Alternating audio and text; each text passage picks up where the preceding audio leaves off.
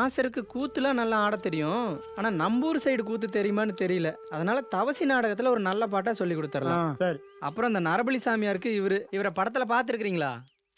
என்னமோ சொல்லுவாங்களே, உங்க அப்பன் தயிர் பானையில தலையோட. அதே மாதிரி ஒரு பொண்ணுக்கு தோசை இருக்குது, அதை கழிக்கணும்னு சொல்லி ஒரு சாமியார் கற்பழிக்க பார்க்குறான். அந்த சாமியாருங்களெல்லாம் 4 பசங்க கடத்துறாங்க. கடத்தினவங்களை கண்டுபிடிக்கிறதுக்கு ஒரு போலீஸ் வராரு. இந்த பருத்தி வீரன் கார்த்தி தெரியுமில்ல, சிவகுமார் விட்டு சின்னாளு, ஹீரோவுக்கு நல்லா இருக்கும்.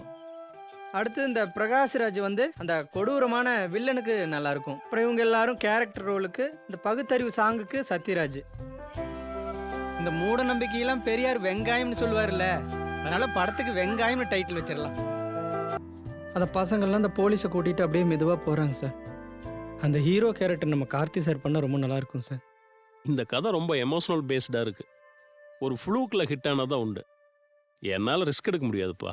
இந்த காமெடி கதையாக இருந்தா ஓகேப்பா. ஒரு மினிமம் கேரண்டி இருக்கு. இல்லைங்க சார், இப்போ இருக்கிற மனநிலையில் காமெடி ஸ்கிரிப்ட்லாம் பண்ணுற மூடே இல்லைங்க சார்.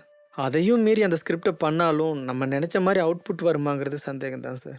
இப்போ மனசு முழுக்க இந்த கதையும் இது சம்மந்தமாக மக்களுக்கு ஏற்படுற பிரச்சனையும் தான் சார் ஓடிட்டுருக்குது. இந்த சாமியாருங்க அவங்க பண்ணுற பித்தலாட்டம், அது சம்மந்தமான பேப்பர் கட்டிங் ரெஃபரன்ஸ் எல்லாம் கூட நிறைய கலெக்ட் பண்ணி வச்சுருக்கேன் சார்.